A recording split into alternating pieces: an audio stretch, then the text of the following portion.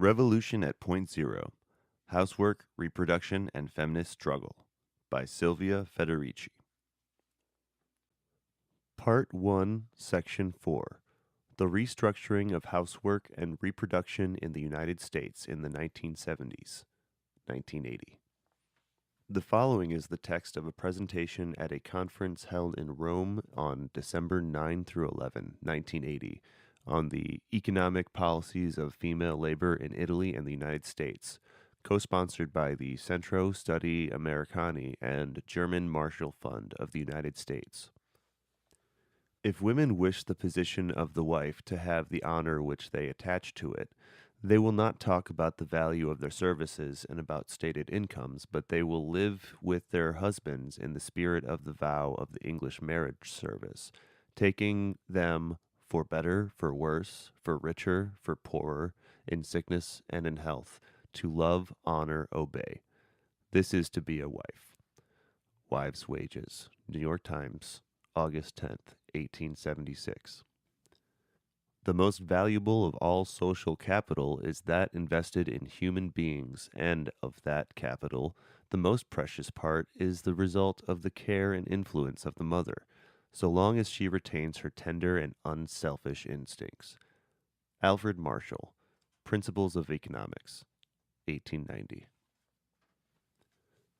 While it is generally recognized that the dramatic expansion of the female labor force is possibly the most important social phenomenon of the 1970s, uncertainty still prevails among economists as to its origins. Technological advancements in the home, the reduction of family size, and the growth of the service sector are offered as likely causes of this trend. Yet, it is also argued that these factors may be an effect of women's entering the labor force, and that looking for a cause would lead us into a vicious circle, a chicken or egg problem. This uncertainty among economists stems from their failure to recognize that the dramatic increase of the female labor force in the 1970s reflects women's refusal to function as unwaged workers in the home, catering to the reproduction of the national workforce. In fact, what goes under the name of homemaking is, to use Gary Becker's expression, a productive consumption process, producing and reproducing human capital, or in the words of Alfred Marshall, the laborer's general ability to work. Social planners have often recognized the importance of this work for the economy. Yet, as Becker points out, the productive consumption that takes place in the home has a bandit-like existence in economic thought. For the fact that this work is not waged, in a society where work and wages are synonyms, makes it invisible as work, to the point that the services it provides are not included in the gross national product, GNP, and the providers are absent from the calculations of the national labor force. Given the social invisibility of housework, it is not surprising that the economists have failed to see that through the 1960s and 1970s, this work has been the main battleground for women, so much so that even their opting for market jobs must be seen as a strategy that women have used to free themselves from this work. In this process, women have triggered a major reorganization of social reproduction that is putting into crisis the prevailing sexual division of labor and the social policies that have shaped the reorganization of reproduction in the post-war period. However, despite much evidence that women are breaking away from unpaid domestic labor, today more than 30% still work primarily as homemakers, and even those who hold a market job devote a considerable amount of their time to work that entitles them to no pay, no security, or pension. This means that housework is still a major source of employment for American women, and that most American women spend most of their time doing work that affords them none of the benefits that come with a wage. It is also becoming clear that, in absence of monetary remuneration, women face serious obstacles in their attempt to gain economic independence, not to mention the heavy price they often pay for it, the inability to choose whether to have children or not, low wages, and the burden of a double shift when they enter the labor market. The problem that women are facing appear particularly serious given the economic perspectives we are currently offered, as they emerge from the current debate of the energy crisis and the feasibility of a growth versus non growth economy. It appears that no matter which path will prevail, women will be the main losers in the battle to control inflation and energy consumption. The recent experience of the 3 Mile Island has shown what might be the likely effects on women's lives of the type of economic growth sponsored by the business community and the government, which is based on the expansion of nuclear power, the deregulation of many economic activities, and increased military spending. Equally unappealing, however, is the no growth alternative, which, as currently articulated, promises to women an unlimited intensification of domestic work to compensate for the reduction and increasing cost of services it proposes. The revolt against housework. Although rarely recognized, the first signals of women's refusal to function as unpaid workers in the home did not come from Betty Friedan's bestseller, The Feminine Mystique, 1963, but from the struggles of welfare mothers, that is, women receiving aid for dependent children in the mid 1960s. While developing in the wake of the civil rights movement and usually perceived as a minority issue, the struggles of welfare mothers actually gave voice to the dissatisfaction that many American women felt with a social policy that ignored the work they did in the home and stigmatized them as parasites when they demanded public assistance, while reaping enormous benefits from the wide variety of services that they provided to the maintenance of the national workforce. Welfare mothers, for example, denounced the absurdity of the government policy that recognizes childcare as work only when it involves the children of others, thus paying the foster parent more than the welfare mother while devising programs to put the welfare mother to work. The spirit of the welfare struggles is well expressed in the words of one of its organizers. If the government was smart, it would start calling AFDC, Aid for Dependent Children, day and night care, create a new agency, pay us a decent wage for the service work we are doing now, and say the welfare crisis has been solved, because welfare mothers have been put to work. A few years later, discussing the Family Assistance Plan, FAP, proposal presented in 1971 by the Nixon administration, Senator Daniel Patrick Moynihan recognized that this demand was far from extravagant.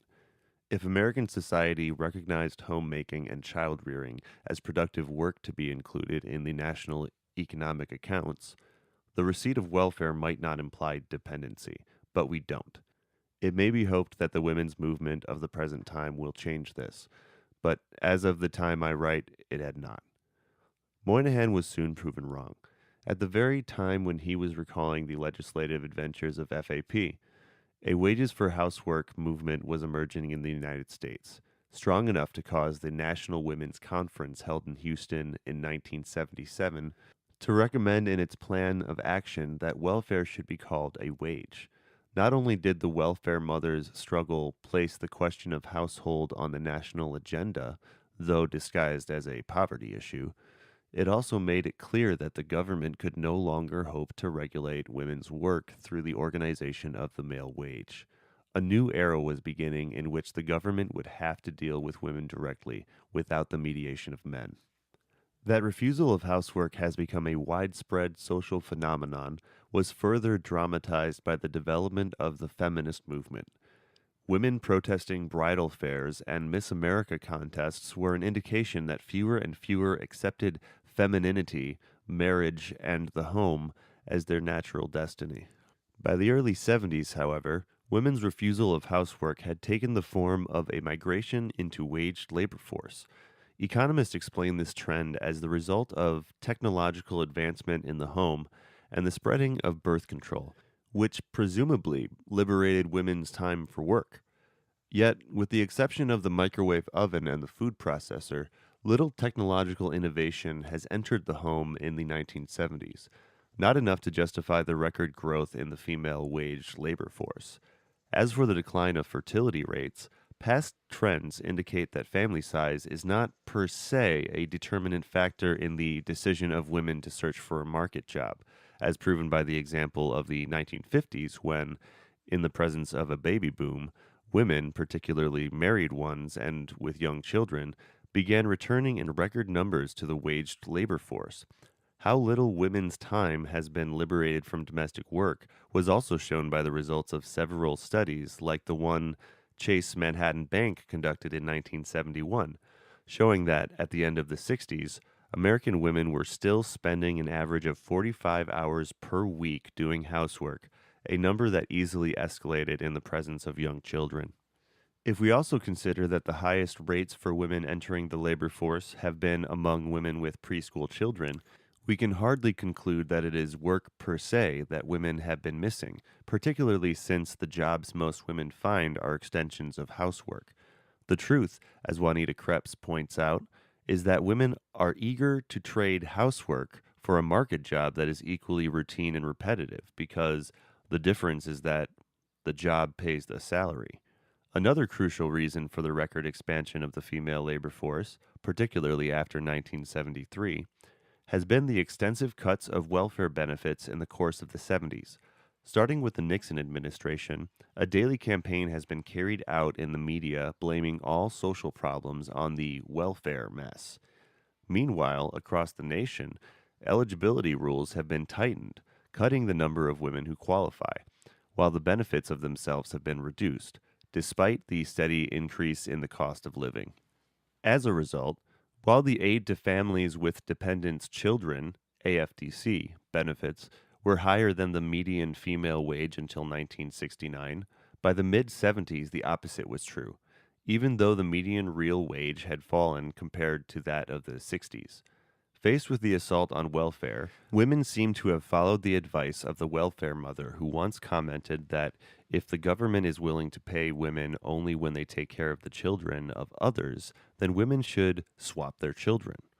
Given that in the labor market women are concentrated in service sector jobs involving reproductive labor, it can be argued that women have traded off unpaid housework for their families for paid housework in the marketplace.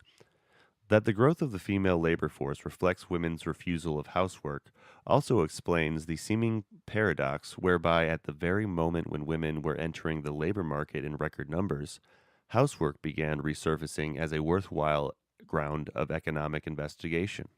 The 1970s saw a boom in studies on housework. Then, in 1975, even the government decided to measure the contribution that housewives' chores make to the GNP. Again, in 1976, researchers at the Social Security Administration studying the impact of illness on national productivity included in their figures the dollar value of housework. Based on the market cost approach, the estimates reached were extremely conservative. Yet, the very fact that an attempt was made to make these calculations demonstrates the government's rising concern with the family housework crisis. Indeed, behind the sudden interests for housework lies the old truth that this work remains invisible only as long as it is done. Other reasons as well made the housework crisis worrisome for policymakers. First and foremost, there has been the threat to family stability, as a correlation has been made between the increasing earning capacity of American women, the escalating divorce rate, and the concomitant increase in the number of female-headed families. By the mid-70s, the government was also becoming concerned that the expansion of the female-waged labor force was growing beyond projected accounts, revealing an autonomous character that thwarted its plans for it. For example, far from providing a solution to growing welfare rates, the increase in the number of women seeking a waged job created a buffer for welfare benefits, for the disparity between the number of women looking for a job and the jobs available continually blocked the government's attempt to put welfare women to work. Equally worrisome for the government and employers, in the context of severest recession since the Depression, and in the face of prolonged unemployment, has been the seeming rigidity of female participation in the waged labor market. Would women accept to go back to the home empty-handed as they did in the post-war period after experiencing the financial benefits of wage?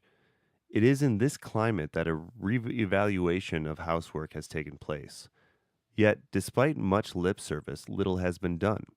The economic value of housework has been recognized in minor legislative proposals. For example, a government authorized retirement plan passed in 1976 as part of the Tax Reform Act has allowed husbands to make contributions to an individual retirement plan, IRA, also on behalf of their non employed wives.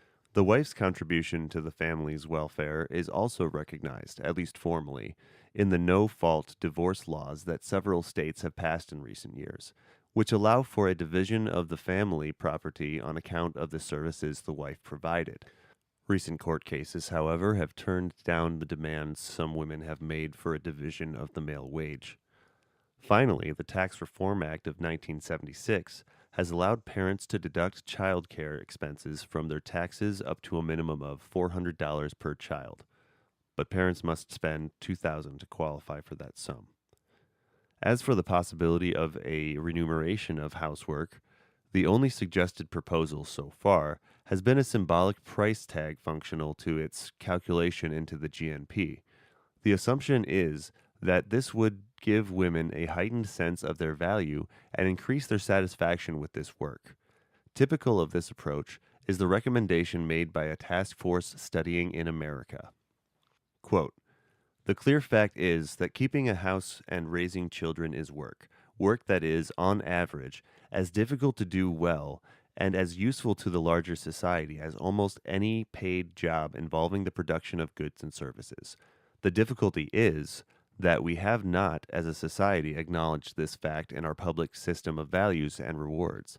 Such an acknowledgement may begin by simply counting housewives in the labor force, assigning a money value to their work." Unquote. In reality, the only response to women's revolt against housework has been the continuing growth of inflation that has increased the women's work in the home and their dependence on the male wage. Yet, despite the absence of supportive legislation and the growth of inflation, women's refusal of unpaid labor in the home has continued through the 70s, producing significant changes in the organization of housework and the general process of social reproduction. The reorganization of social reproduction. Women's relation to housework in the 70s is a good example of what economists call the income effect. That is, the tendency of workers to reduce their work in the face of increased earnings, although in the case of women, what has been reduced has been exclusively their unpaid work in the home. Three trends have emerged in this respect: reduction, redistribution, otherwise known as sharing, and the socialization of housework. The reduction of housework has come primarily through the reorganization of many household services on a market basis and the reduction of family size, beginning with the dramatic reduction in the number of children. By contrast, labor-saving devices have played a minor role in this process. Few technological innovations have entered the home in the 70s. Moreover, the persistent stagnation in the sales of household appliances shows a tendency towards the disaccumulation of capital in the home, in line with the reduction of family size and the disaccumulation of the services the household provides. Even the apartment and furniture designs, the virtually non-existent kitchen, the trend towards modular units and knockout furniture, are indicative of the tendency to expel from the home large slices of its previous reproductive functions. Indeed, the only true labor-saving devices women have used in the 70s have been contraceptives, as indicated by the collapse of the birth rate, which in 1979 plummeted to 1.75 children per 1,000 women, aged 15 to 44. As we are often told, the baby boom of the 50s has turned into a baby bust that is deeply affecting every area of social life: the school system, the labor force, which, if the present trend continues, will see a progressively aging population, industrial production, which is readjusting its priorities to address the needs of a more adult population. Despite predictions that a new baby boom is on the way, this trend is likely to continue. In contrast to the 1950s, American women today are willing to forego motherhood, even to the point of accepting sterilization in order to keep a job, rather than submitting to the work and sacrifices that having children entails. A reduction of the work done in the home is also evidenced by the increasing number of women who delay marriage or do not marry, living alone or in same-sex couples or in communal settings, as well as the escalating rate of divorces, still primarily filed by women, that in the 70s has marked a new record every year. It seems marriage is no longer a good bargain for women or a necessary one. And while refusal of marriage is still not on the agenda, women have clearly gained a new mobility with respect to men and can now establish part time relations with them, where the work element is substantially reduced. To what extent women are refusing to serve men for free is also reflected in the continuous growth of female headed families. Here, however, some clarification is needed since too often this trend has been interpreted as a broken home syndrome, caused by the current welfare policies that prevent the payment of aid to families with dependent children, AFDC, in the presence of a husband in the home. In other words, too often the growth of female headed families is seen in a perspective of victimization that ignores women's attempt to reduce the work and the discipline that comes with a male presence in the home. That the impact of welfare policies has been overrated is shown by a recent experiment conducted in Seattle where welfare benefits were given to intact couples. After 1 year, these couples had the same rate of marriage dissolution as other welfare families. This shows that families do not break up to qualify for welfare. Rather, welfare buys women more autonomy for men and the possibility of terminating relationships predicated on monetary concerns. Not only have women reduced housework, they have also changed the conditions of this work. For example, women have challenged the right of the husband to claim sexual services from his wife independently of her consent. The 1979 trial of a man charged with raping his wife was a landmark in this respect, as never before has forcing one's wife to have sex had been considered a crime. Equally significant has been women's revolt against battering, that is to say, corporal punishment in the home, traditionally condoned by the courts and the police that implicitly legitimize it as a condition of being a housewife.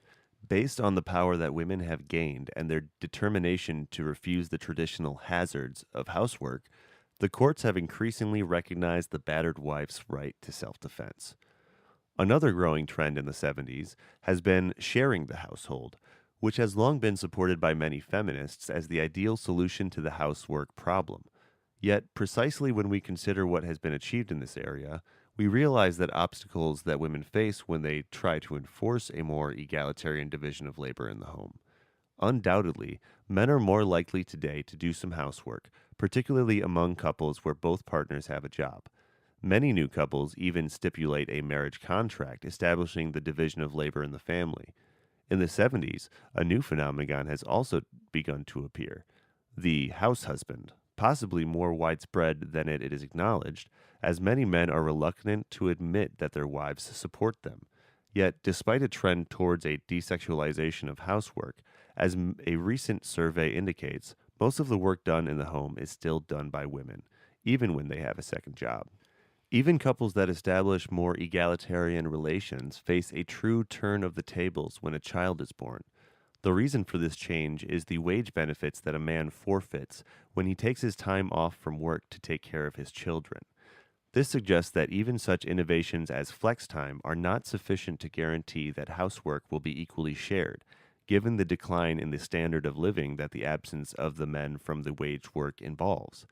It also suggests that the women's attempt to redistribute housework in the family is more likely to be frustrated by the low wages they command in the labor market than by entrenched male attitudes towards this work. Yet, the clearest evidence that women have used the power of the wage to reduce their unpaid labor in the home has been the explosion of the service sector in the 70s. Cooking, cleaning, taking care of children, even problem solving and companionship have been increasingly taken out of the home and organized on a commercial basis. It is calculated that, at present, Americans eat half of their meals away from home, and the fast food industry has grown in the 70s at a yearly 15% rate, despite the fact that inflation has encouraged the revival of the do-it-yourself habits. Equally significant has been the explosion of the recreation and entertainment industry that are picking up the traditionally female task of making one's family happy and relaxed. In fact, as wives and mothers have gone on strike, Many of their previously invisible services have become saleable commodities around which entire industries have been built. A typical example is the novel growth of the body industry, ranging from the health club to the massage parlor, with its multiple sexual, therapeutic, emotional services, and the industries that have been created around jogging. The popularity of jogging is by itself an indication of the new general awareness that you have to take care of yourself because nobody else may be doing it. Further evidence of the trend towards this disaccumulation of services in the home has been the growth of daycare centers and the dramatic increase in the number of children enrolled in preschool, 194% for age 3 between 1966 and 1976.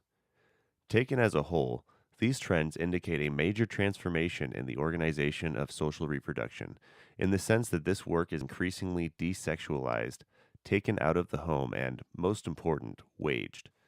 Thus, while the home remains the center for the reproduction of labor power, or human capital from a business viewpoint, its importance as the backbone of reproductive services is waning. The organization of reproduction that prevailed in the Keynesian economic model of the post war period has entered into crisis. Within it, housework was commanded and regulated through the organization of the male wage that functioned both as direct investments in human capital and as a stimulus to production through its demand consumption role. In this model, not only did women's work in the home become hidden in the male wage, while the only activity recognized as work was the waged production of commodities, women became appendages, dependent variables of the changes and transformations in the workplace. Where your husband lived, what job he had, and what wages he made directly dictated the intensity of women's work and their required levels of productivity. However, in refusing to work for free, women have broken with this deal.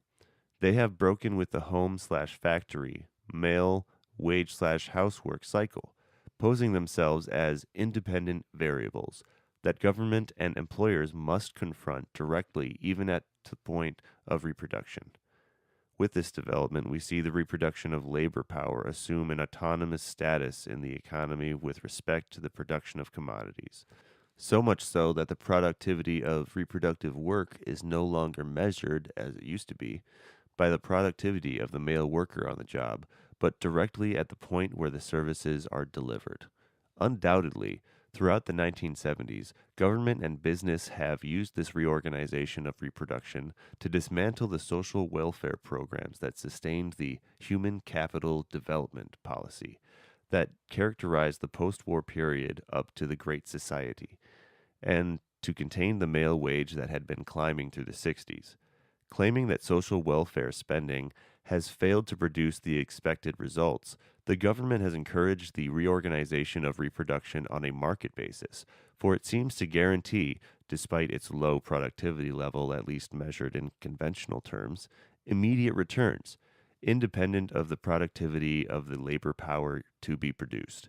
Yet, while succeeding in reducing welfare spending and creating a climate where welfare is blamed as one of the main problems of American society, the government has failed to eliminate what can be considered the first wages for housework. Most important, while the female welfare wage has fallen and women and poverty are still synonyms, the total wage in the hands of women has decisively increased. As for the attempt to use women's demand for market jobs to contain male wages through a reorganization of production that underdevelops the manufacturing sectors while encouraging the development of the service sector, this too has failed to provide the expected results.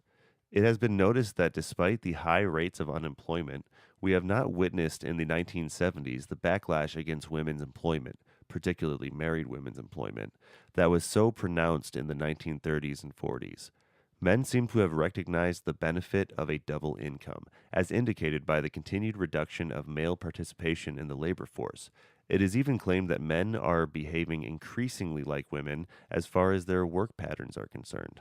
Not only is the husband, breadwinner, wife, homemaker model breaking down, according to the statistics by the Department of Labor, this applies today only to 34% of men of working age, but husbands with wives holding a market job are less likely to accept job transfers, often turning down job promotions rather than face a move that would disrupt their wives' employment.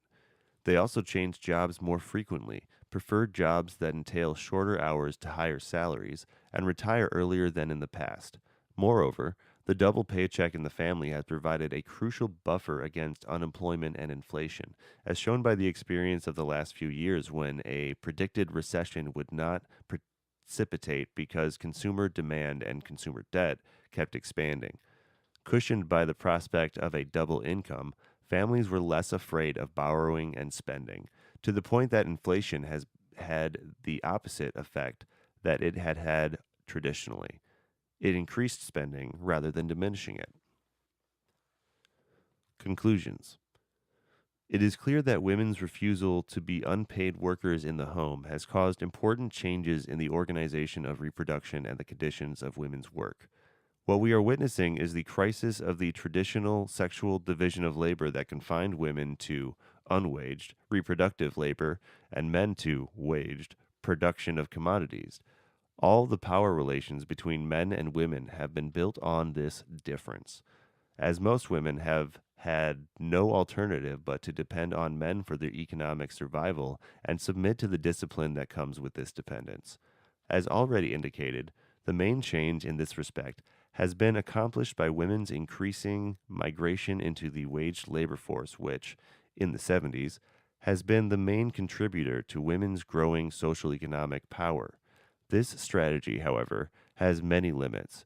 While men's work has decreased during the last decade, women today work even harder than in the past. This is particularly true for women's heads of families and women with low wages, who are often forced to moonlight to make ends meet. The burden women are still carrying is well reflected in their medical history. Much is made of the fact that women live longer than men, yet medical records tell a different story.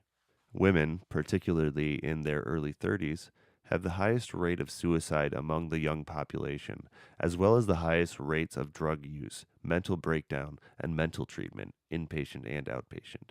And they are more likely to report stress and discomfort than men. These statistics are a symptom of the price that women are paying for either their life as full-time homemakers or the burden of a double shift, that is, the burden of a life built exclusively on work. Clearly, no positive change can occur in women's lives unless a profound transformation occurs in social and economic policies and social priorities.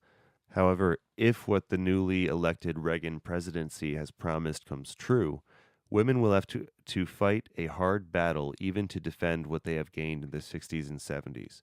We are told that welfare spending will be cut, that the military budget will be increased, and that new tax cuts are planned that will certainly benefit business while giving thin relief to low-income people and none to the people with no income. Furthermore, the kind of economic growth that the supply-side economists of the Reagan entourage are promoting threatens women with the nightmare of a continuously growing pollution brought about by accumulating nuclear waste and industrial deregulation. This means more 3 Mile Islands, more love canals, more diseases in the family, more day-to-day worrying about one's health and the health of one's children and relatives, more work to cope with it. At the same time, it is doubtful that a slower rate of economic growth based on reduced energy consumption could have a beneficial effect on women's role in society. The slow growth economic model usually proposed is the model of a society based on intensive labor, intensifying in particular that component of it that is not waged, housework. What creative personnel activities the soft technological path opens for women is indicated in the words of one of its supporters, the English economist Amory Lovins. Gardening, canning, weaving, do-it-yourself carpentry, making preserves from your own fruits and vegetables, sewing clothes, insulating windows and attics, recycling materials.